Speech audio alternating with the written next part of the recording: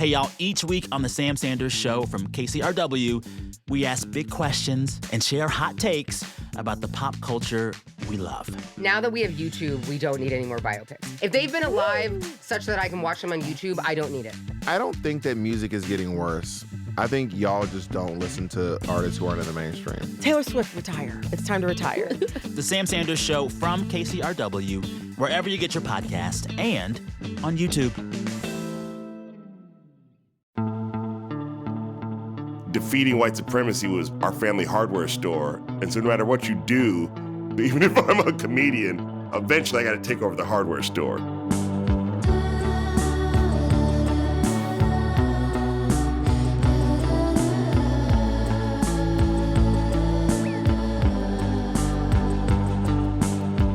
This is Life in 7 Songs. From the San Francisco Standard, I'm Sophie Behrman. This week, I'm speaking with stand-up comedian W. Kamau Bell. For 7 seasons, he was the host and executive producer of the 5-time Emmy Award-winning CNN docuseries United Shades of America, where he traveled to communities all over the U.S. and willingly subjected himself to awkward, sometimes dangerous situations, like the time he attended a Ku Klux Klan cross-burning. He won a Peabody Award for his docuseries We Need to Talk About Cosby. He's recorded 2 comedy specials, written 2 books. He's also a father, and in all of these roles, he's put tackling and talking about race, politics, and social issues at the forefront. W. Kamau Bell, welcome to the show. Hi, thanks for having me. So Kamau, have you been asking the hard questions your entire life? No, I have not been asking the hard questions my entire life, no. Most of the people who knew me, people who weren't close friends of mine, including my dad, who I guess wasn't a close friend of mine, were shocked when I decided to become a stand-up comedian. My best friends weren't because they knew me as funny, but like I was not the class clown. I was not somebody who was always dominating conversations. So yeah, I think I've been thinking about the hard questions my entire life, but not asking them out loud. So when did you decide to become a stand-up comedian? Or rather, like, when did you realize that you were funny? It's funny. I only think I initially thought I was funny because my mom laughed at me a lot, but I don't know that that's really the qualifications to be a stand-up comedian. But then really it was like I was in college and I was about to drop out. I remember this from the University of Pennsylvania. And so all the pressure was off to try to do well in school because I was like, I'm dropping out. I'm not going to be here much longer. I just had to like dot the I's and cross the T's before I dropped out. And I would spend all day hanging out with my friends who were in classes, and I would just make them laugh all the time. And one of them was like, Kamau, you ever thought about being a stand-up comedian? And I had thought about it since I was probably 10 years old, maybe even 7 years old. But when he said it, I was like, no, I never thought about that. But it was like literally the first time I felt like a somewhat random person had said, you're funny enough to be a stand-up comedian. And so that was the first time I had like independent verification. And that was when I was like I said, I was about to drop out of college. I was probably 19 or 20. Do you remember a joke you told your mom that made her laugh? No, it wasn't really like jokes. It was more like just, my mom always tells a story of like my dad, this is when I was like 3 years old, or 2 years old, I guess. And my dad like put his hand out for me to give him 5. And I stared at the center of his hand and looked and pretended to pick something out of it and walked away looking at it. And my dad thought I was confused. She's like, he's making a joke. So that's the first time my mom ever realized, oh, he's a 2-year-old kid who's trying to be funny, Is your mom funny? Yeah, no, everybody would say that when people heard that I was a stand-up comedian, she told her friends, like, I don't know where he got it from. And they're like, he got it from you, Janet. Yeah. So she's like, she's funny, but she's not meaning to be funny. She just is just a kind of person who makes things very plain, which you could often be funny if you're just making things plain. Well, tell me a little bit about her, because I know she appears in a number of your songs that you sent over. My mom was born in Indiana in 1937 in Indianapolis, so she's seen a lot. I mean, she was right there growing up in Jim Crow America. She remembers when the schools were integrated. She remembers how she went from like being in regular English to remedial English just because she was a black student in an integrated school. And so she always sort of had bigger dreams for herself than the world had for her. So she was just like, I always say we used to move a lot because she was a black lady with opinions. She just always had thoughts and opinions about things and was not going to be held back by her circumstances. And so I used to joke that my mom sort of everywhere she went for years, this is the first black woman who's ever turned left on this street. Like she just was going to go wherever she wanted to go. Early in my stand-up comedy act, I had a joke about this. Basically, it's a joke about how my mom talked about race and racism all the time. And the joke that is only aging as each day goes by, that I was 11 years old before I realized that a cracker was also a snack. Now, for people who don't know, a cracker is a slur for a white person, usually from the South. But the idea being that, like, my mom was very forward, and she was also, like, self-employed. Like, she did these books of quotations, Black books of quotations in the 80s before there were, like, Black books of quotations. And just was, like, a household surrounded by books, mostly Black books and Black art and African art. So I grew up in a very sort of intentionally, academically focused, even though it wasn't about your grades, just intellectually focused household. But we laughed a lot. And were you mostly raised by your mom? I spent the school year with my mom, and then I'd go visit my dad in the summers in Alabama. So 9 months with my mom, like 3 months with my dad in Alabama. Let's talk about the music. Your first song, Wade in the Water, it's a song that you said she sang to you when you were young. So that's not a song I have anybody's version of it in my head except hers. Like, and she would just sing it to me when I was a little kid. And she's not a great singer. So it's also funny, like, and she knows that. So she does it in a very deep voice, wade in the water. And so it was just the thing she used to sing to me all the time. Wade in the water, wade in the water, children, wade in the water. God's are gonna trouble the water. See that whole stall. Yeah, they sing much differently than my mom sang it. With her, it was all baritone, and it's certainly a folk song that I would imagine trades its way back to Black culture. If not, at least Black people sort of said, "Let's borrow that and make it Black." So for me, it's just sort of an example of like, we've been Black in my house my whole life. Like even the songs she would sing to me as a little kid were very much about the Black struggle in this country. Wade in the water because God's going to trouble the water, So it's a traditional folk song of the Black American experience, yeah. Absolutely. So tell me a little bit more about what you were like as a kid. You sort of described your childhood moving around, but who were you? As an only child, if it wasn't for America's sort of like defining people in racial and ethnic categories, so I have to sort of define myself as a Black man, which I accept and deal with and enjoy. An only child would be my main descriptor because I was like, I think that's who I was. I was a kid who was like by himself a lot, liked being by himself, kept good company, was never bored by myself, was just agnostically curious, just like read the back of a cereal box, pick up a book off my mom's shelf, scan through it. It's why diving into the rabbit holes. Yeah, I'm a big rabbit hole person, which is why I think I'm doing decently well on Celebrity Jeopardy. Not because I studied, just because I have a lot of useless facts in my head that are now coming of use. So that curiosity, it obviously followed you into adulthood. I'm thinking about your show, United Shades, where you're really exploring these sometimes like really dark corners of the country. So where does that curiosity come from? I think, there's sort of the debate of like what's nature and what's nurture. And now that I have 3 kids, like your kids show up with something. For sure. And then it's your job to sort of either help them reveal that something or to try to beat it down. And I think for me, it's better to help them reveal that thing. So like, I think I only can attribute the ability to be curious to the fact that I was an only child and had a lot of free time. And, and then I sort of like, when I made my best friends in high school, one of whom is still my best friend, they weren't like me at all. So it's like, I don't think I was ever like trying to be around people who were just like me. Like my 2 best friends in high school were 2 white Jewish dudes. One who was a guitar player, like introduced me to all sorts of music. Like without him, I wouldn't, like he sort of built my musical background. Like sort of like, here's the things you should know about. And then my friend Jason was like a pot-smoking deadhead, and I was not a pot-smoking or a deadhead at that point, or even now. So, but we got along. So I think I was always just sort of like open to new ideas and new types of people, just because I was like curious, So I want to talk about another song, actually. You chose Rapper's Delight by the Sugarhill Gang. But, you wrote to me that it marked this sort of seismic cultural shift. And so I'm curious, like, what shift was that? And then, like, as part of that question, when did you sort of start to be aware of, what was going on around you culturally, politically? So Rapper's Delight, what year does that come out? 79. So it's funny to think that like Rapper's Delight comes out in 79 and we're still like 5 years away from rap achieving what like sort of crossover mainstream success.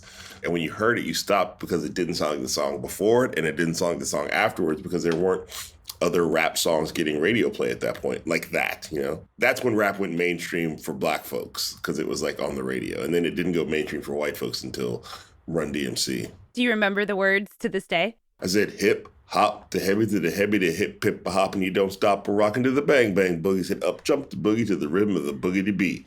I say I am Wonder Mike, and I'd like to say hello. The black to the right, the red and the brown, the purple and yellow. Bang bang, the boogie to the boogie. Say up jump the boogie to the bang bang boogie. Let's rock.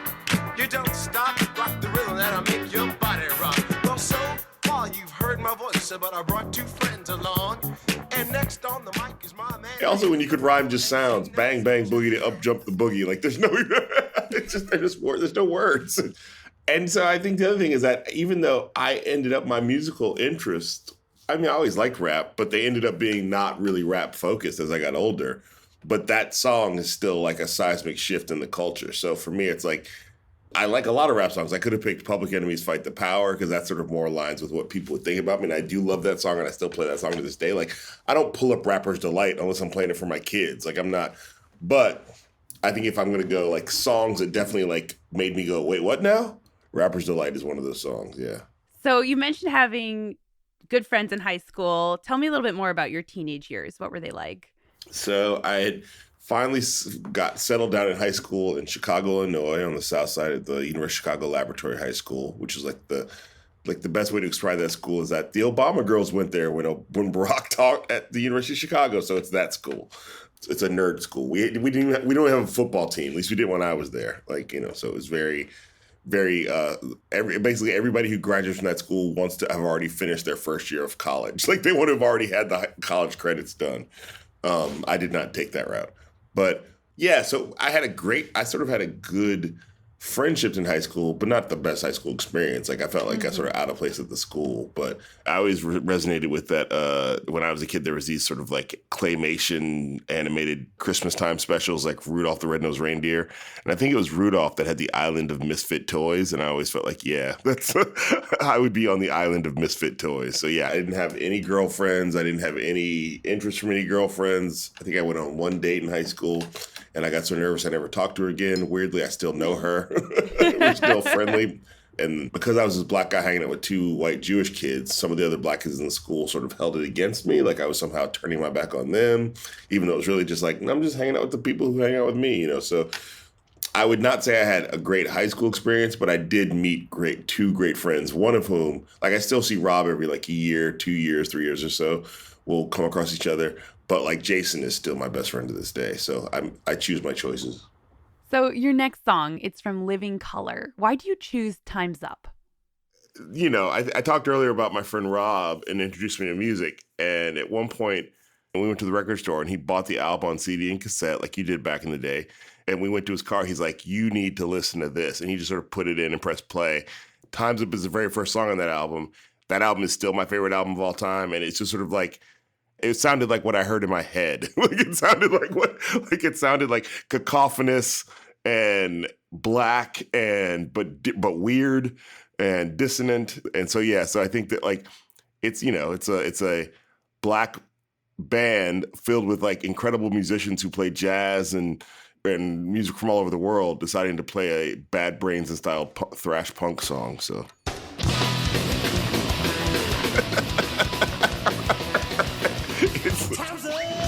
it's one of those songs. It's like the stereotypical teenager hates their parents song. Like it's a song that like turn that down. Like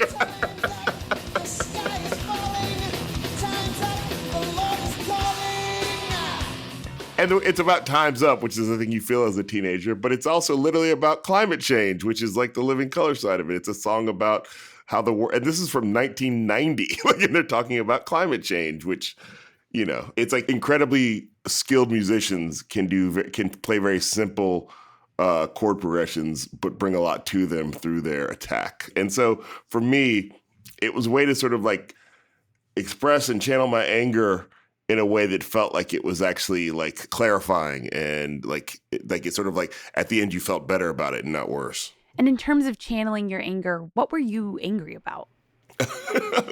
I grew up a thing called Black in America, and you never felt like, as a black person growing up in America, that you fit in anywhere. Like, I mean, even with black people, but it just felt like you were all, like, you know, by the time I turned 13, I would be out in the world, and I was probably 6 feet tall, And there was just a sense that like either people were afraid of me or they were ignoring me, which is so you're like either people are actively not looking you in the eye or they're staring daggers through you.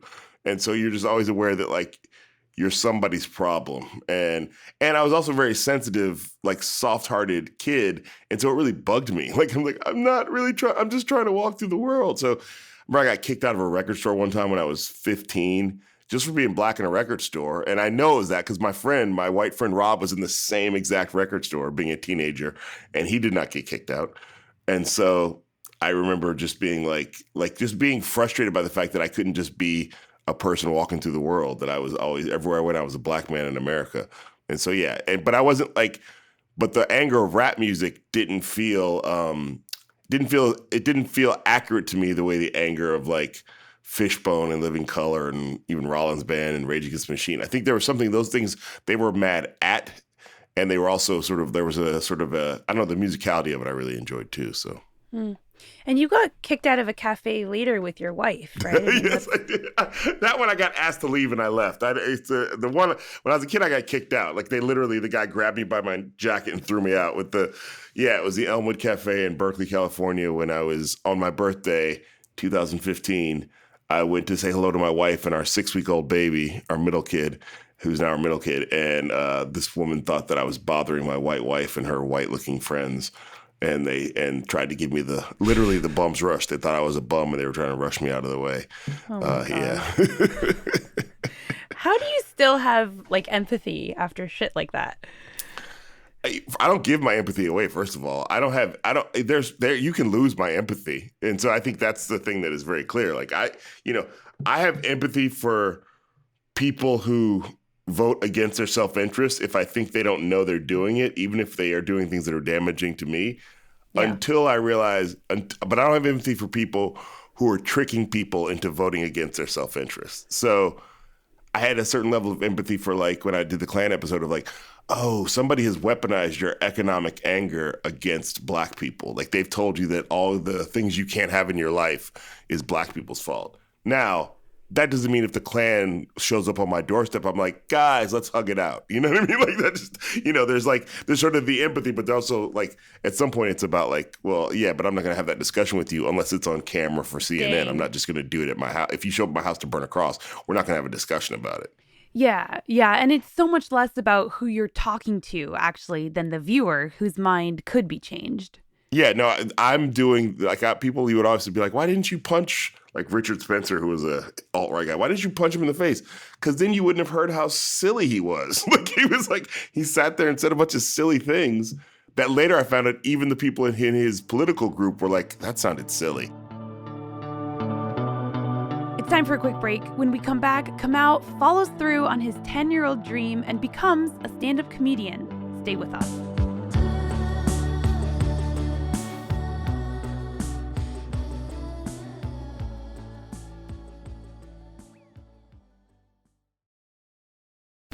Hey everyone, I want to recommend a podcast. Hard Knocks is a show about resilience, self-discovery, and finding meaning after chaos, hosted by Amanda Knox. Each week, Amanda sits down with fascinating guests, writers, thinkers, artists, to explore how we learn, grow, and rebuild ourselves after life knocks us down.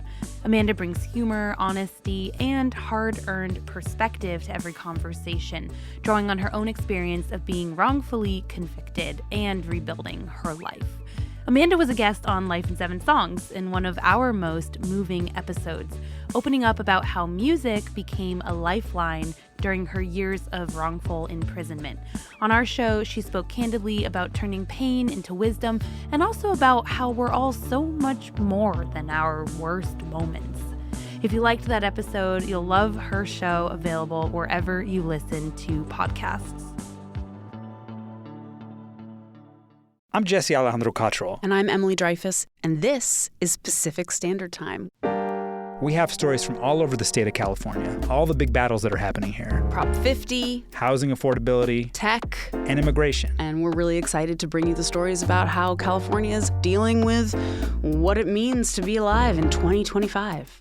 Subscribe to Pacific Standard Time, a new weekly show from the San Francisco Standard. We'll have new episodes every Wednesday starting November 19th, wherever you get your podcasts.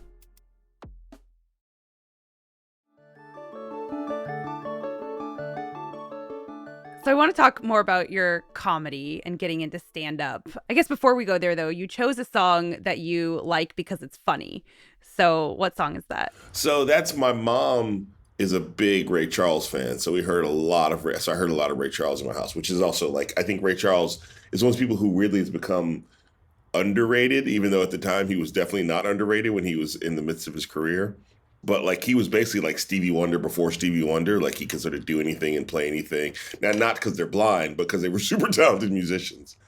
So she loved Ray Charles. And I just remember like that song Hit the Road Jack was like one of his big hits. And I enjoyed it a lot when I was a little kid.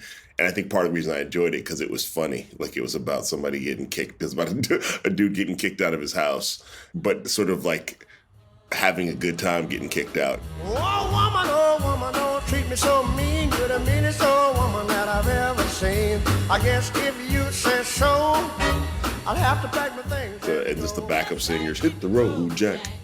Don't you come back no more, no more, no more, no more. Even those horn beats are funny. I guess if you say so. Like that's what you say. Like even that, like it's just, this could be a sad, depressing song. Okay, so this song, like when were you listening to it? That's got to be the 70s. I was born in 73, so we got to be like, that song reminds me of being a little kid.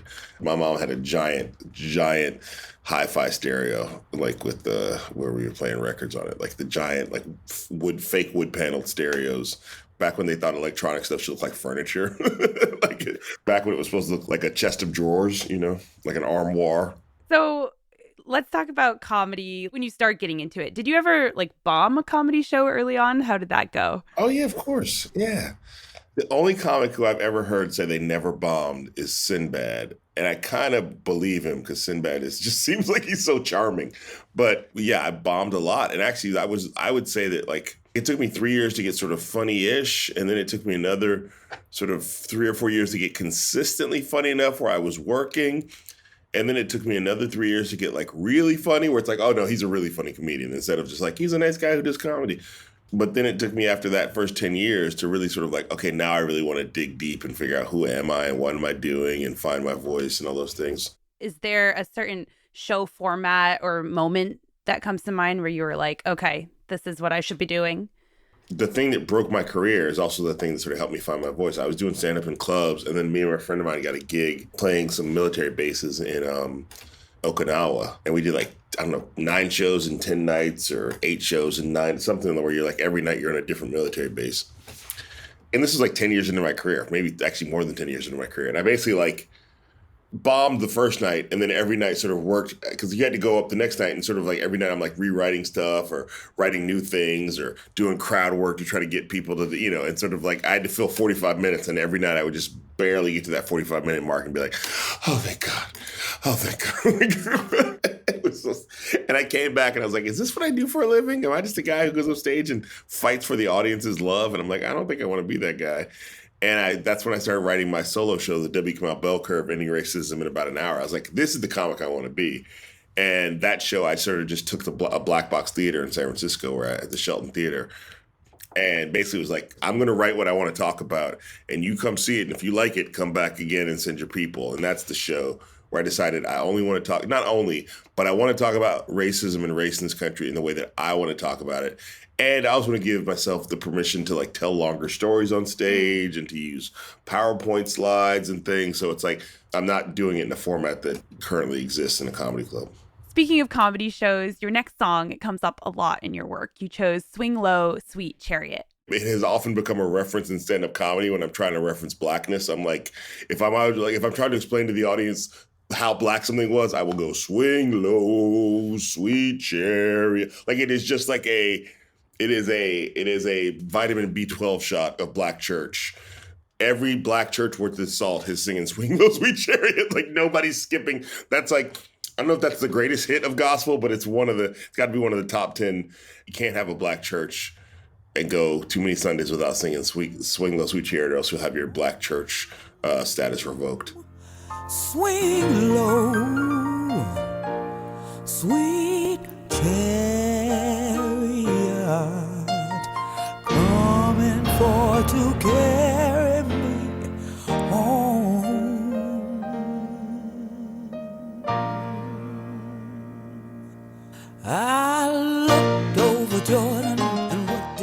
you go. See, it's got that bounce.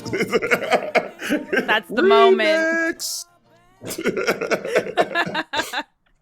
See, and it's also about the arrangement of it. Like this one is, everybody arranges it differently. So some people it's a dirge the whole time, and some people like that it gets bouncy, and but it's like, but yeah, it's just so yeah, that's a classic.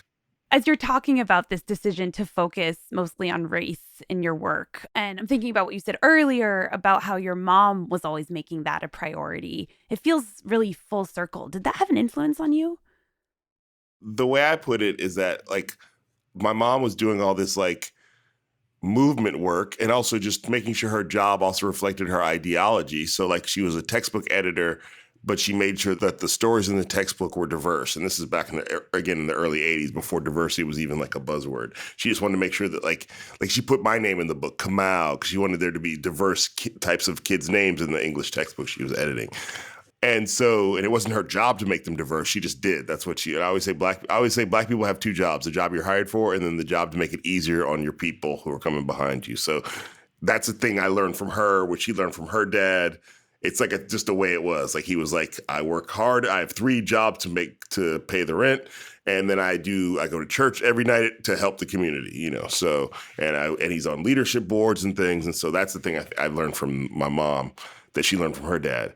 And so I was just a kid who was an 80s kid who was like, I like Saturday Night Live and Eddie Murphy and comedy and Jerry Seinfeld.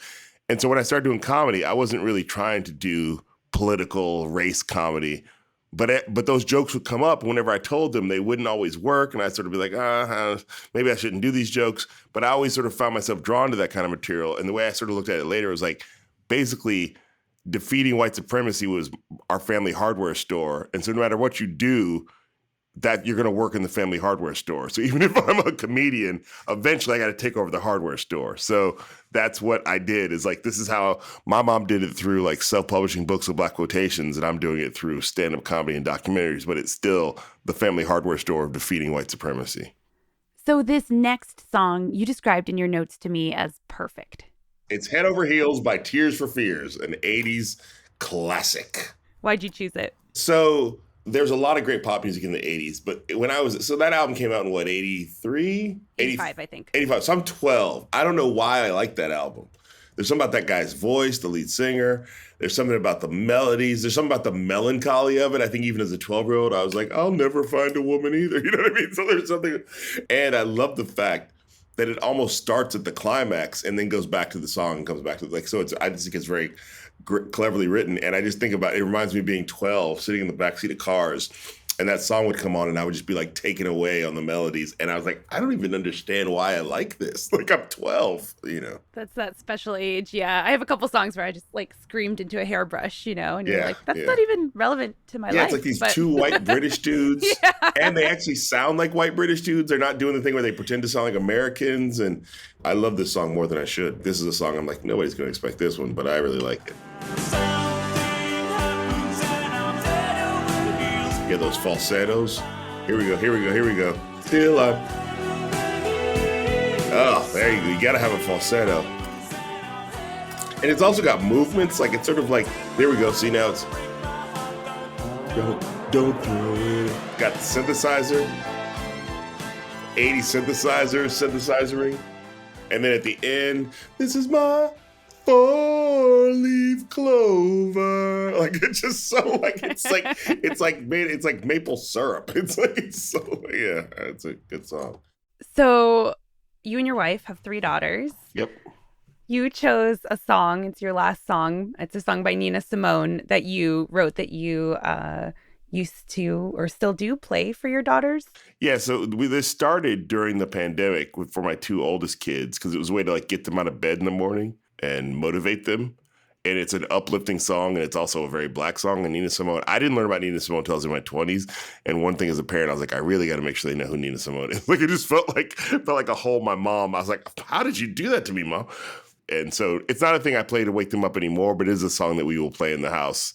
So it's definitely a part of the DNA of the Bell family is Nina Simone, just generally, because we've played other Nina Simone songs, but that one specifically. And also, I think for me, knowing that they're all mixed race and wanting them to sort of really understand that that still means that they're Black, it's a great way for them to claim their Blackness. This is Nina Simone's song, Young, Gifted, and Black.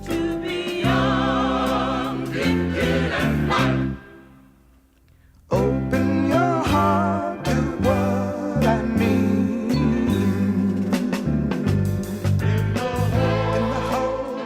It's also a very sweet Nina Simone song, and not a lot of her songs are sweet.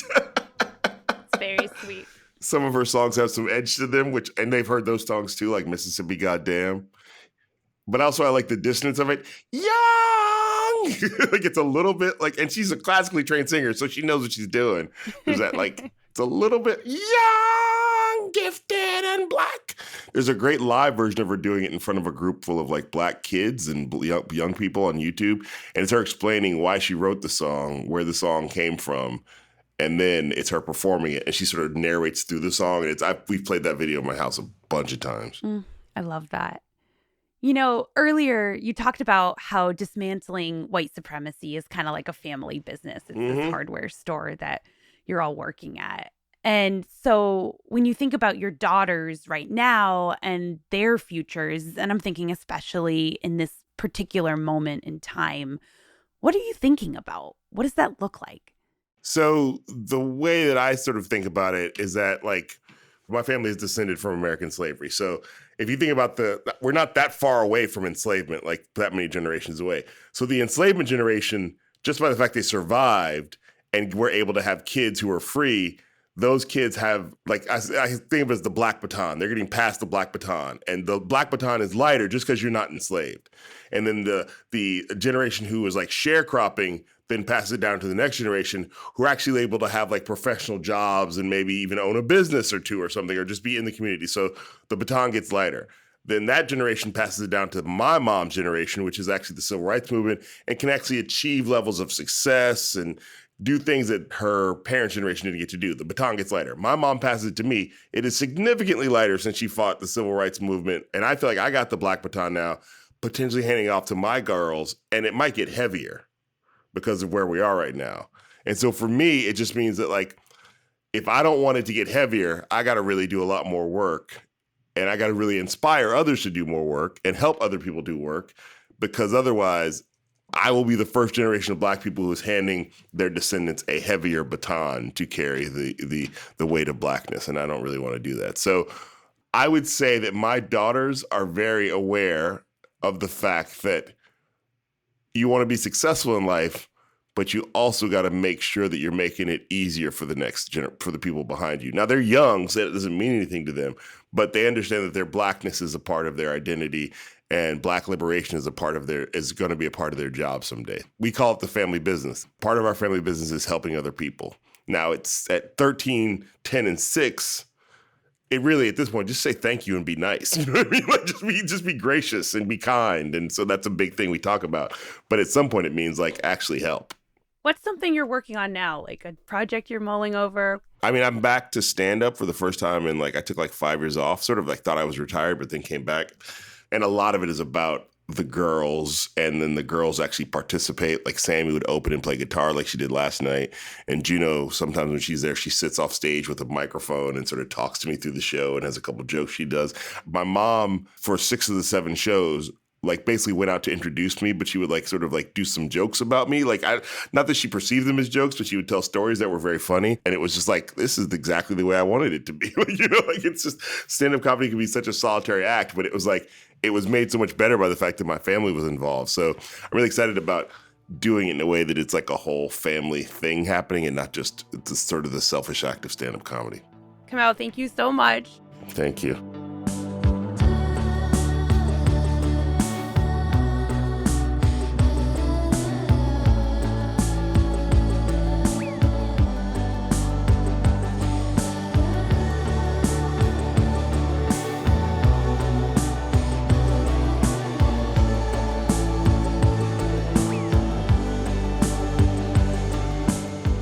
Life in 7 Songs is a production from the San Francisco Standard. If you liked Kamau's episode, you might enjoy Margaret Cho's, where she talks about how comedy saved her life. Check it out. Our senior producer is Jasmine Morris.